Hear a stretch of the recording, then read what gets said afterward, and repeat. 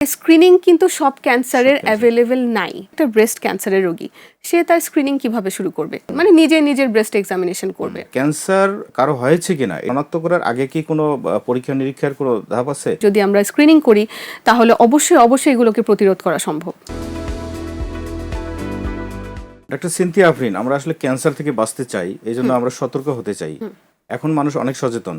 আপনি আমাদেরকে বলবেন যে ক্যান্সার কারো হয়েছে কিনা এটার কি কোনো স্ক্রিনিং আছে, অর্থাৎ শনাক্ত করার আগে কি কোনো পরীক্ষা নিরীক্ষার কোনো ধাপ আছে? সেটা কোন বয়সে কি ধরনের পরীক্ষা করতে হবে, আপনি যদি এই বিষয়ে কিছু বলতেন। আচ্ছা, ধন্যবাদ প্রশ্নটির জন্য। আমি প্রথমে বলতে চাই যে আমাদের ক্যান্সার প্রতিরোধযোগ্য কিনা, মানে স্ক্রিনিংটা আসলে আমরা কাদেরকে করি এটা প্রথমে আমাদের বুঝতে হবে। স্ক্রিনিংটা আসলে যে সমস্ত মানুষের কোনো উপসর্গ নেই, মানে আমার আপনার মতো ধরেন কোনো উপসর্গ নেই, সুস্থ মানুষ, আমরা স্ক্রিনিং করব। এটা কিন্তু কোনো রোগী যার কোনো উপসর্গ আছে, রুটিন চেকআপ।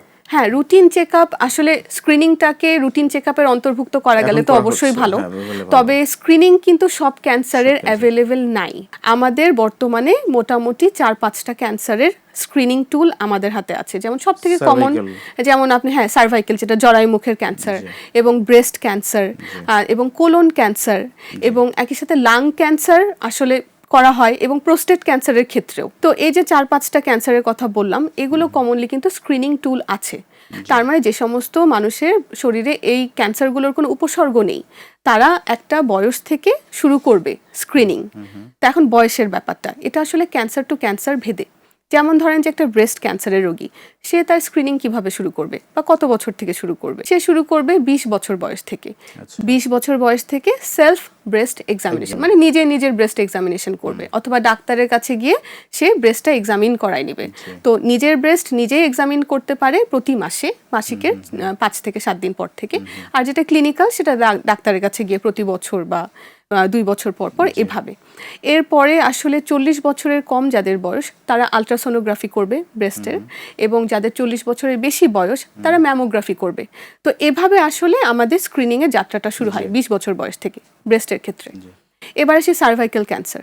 সার্ভাইকেল ক্যান্সারের ক্ষেত্রে আমাদের আসলে শুরু হয় 21 বছর বয়স থেকে আমাদের স্ক্রিনিংটা। এবং 21 বছর বয়স থেকে আমরা কিভাবে করি? প্যাপ টেস্ট, খুবই একটা সবাই জানে প্যাপ টেস্ট, হ্যাঁ, প্যাপ স্মিয়ার যেটাকে আমরা বলি। তো এটা আমরা সাধারণত করে থাকি প্রতি 3 বছর পর পর, 21 বছর বয়স থেকে। তো এবং নারীরা করবে, তাই না? হ্যাঁ, এটা নারীরা করবে, এক্স্যাক্টলি। জরায়ু মুখের, হ্যাঁ, যেটা আমরা আমরা সার্ভাইকেল ক্যান্সার হচ্ছে জরায়ু মুখের ক্যান্সার, এটা নারীদের ক্যান্সার।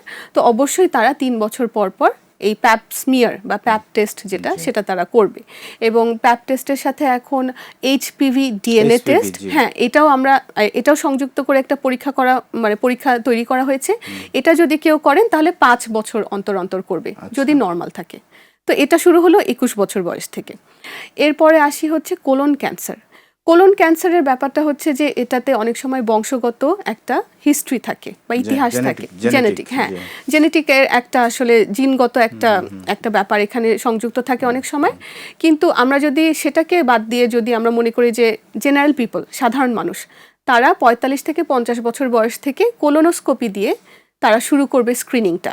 এবং ব্যক্তি টু ব্যক্তি ভেদে আমরা আসলে 5 থেকে 10 বছর অন্তর এই কোলোনোস্কোপিটা করে থাকি। হ্যাঁ, কিন্তু কারো যদি পরিবারে কোলন ক্যান্সারের হিস্ট্রি থাকে, তাহলে যে ক্যান্সার রোগী তার যে বয়সে ধরা পড়েছিল তার থেকে 10 বছর আগে সেই বয়সটাকে ফিক্স করে পরবর্তী বংশধর যারা, তাদের স্ক্রিনিংটা শুরু করতে হবে কোলোনোস্কোপির মাধ্যমে। এটা কি পরিবারের সবাই করবে? এটা পরিবারের সবাই, হ্যাঁ, যদি এটা অবশ্যই এটা হচ্ছে যে পরিবারের সবাই করবে। এবং 50 বছর থেকে কিন্তু কোলোনোস্কোপি দিয়ে স্ক্রিনিং শুরু, সেটা নারী হোক পুরুষ হোক, সবাইকে করতে হবে। জি, কিন্তু বংশগত আমি যেটা বললাম যে যদি কোনো হিস্ট্রি থাকে, ফ্যামিলি হিস্ট্রি, তাহলে আমাদের অবশ্যই স্ক্রিনিংটা আরো 10 বছর আগায় নিয়ে আসতে হবে। জি, তার মানে একটা মানুষের যদি 50 বছরে যদি কোলন ক্যান্সার ধরা পড়ে, তার ফ্যামিলির পরবর্তী জেনারেশন 40 বছর থেকে, এক্স্যাক্টলি 40 বছর থেকে মিনিমাম তার স্ক্রিনিং শুরু করতে হবে। জি। কারো যদি এখন 40 বছর বয়সে ধরা পড়লো, তার পরবর্তী প্রজন্ম 30 বছর বয়স থেকে স্ক্রিনিং শুরু করবে। কারো 30 বছরে হলে সে 20 বছর বয়স থেকে শুরু করবে, এরকম আর কি ব্যাপারটা, যদি বংশগত যদি কোনো হিস্ট্রি থাকে। আর তা না হলে সে 50 বছর বয়সে, নারী হোক পুরুষ হোক, প্রত্যেক 5 বছর অন্তর কোলোনোস্কোপি করবে স্ক্রিনিং। এটা সাধারণ মানুষের জন্য, যাদের কোনো ফ্যামিলি হিস্ট্রি নেই। এটা। আর লাং ক্যান্সারের ক্ষেত্রে আমি বলবো আসলে লাং ক্যান্সারের ক্ষেত্রে আমরা সবার ক্ষেত্রে স্ক্রিনিং করি না। কাদের ক্ষেত্রে করি? যে সকল মানুষরা ধরেন 20 বছর ধরে ধূমপান করছে Smokers. এবং প্রতিদিন সে 1 প্যাকেট করে ধূমপান করে, তার মানে সে ভেরি হাই রিস্ক। তো এই ধরনের রোগীদেরকে, মানে রোগী তো না, তারা তো আসলে স্ক্রিনিং, তো তারা সুস্থ মানুষ, তো তাদেরকে আমরা হচ্ছে স্ক্রিনিং করব এবং সেটা আমরা বলি লো ডোজ সিটি স্ক্যান বলে একটা কথা আছে, এটা আমাদের বাংলাদেশে অ্যাভেলেবেল আছে। এটার মাধ্যমে আমরা স্ক্রিনিং করে লাংটাকে দেখবো যেখানে কোনো চাকা আছে কিনা বা কোনো পরিবর্তন আছে কিনা। সিটি স্ক্যান করলেই হচ্ছে low dose Low dose city CT scan, scan, এটা হচ্ছে স্ক্রিনিং আচ্ছা, সিটি আচ্ছা, স্ক্যান আচ্ছা। এটা। আর আরেকটা আছে প্রোস্টেট ক্যান্সার পুরুষদের, এটা আসলে বয়সের উপর ডিপেন্ড করে। প্রোস্টেট ক্যান্সারটা হচ্ছে বেশি বয়সের ক্যান্সার।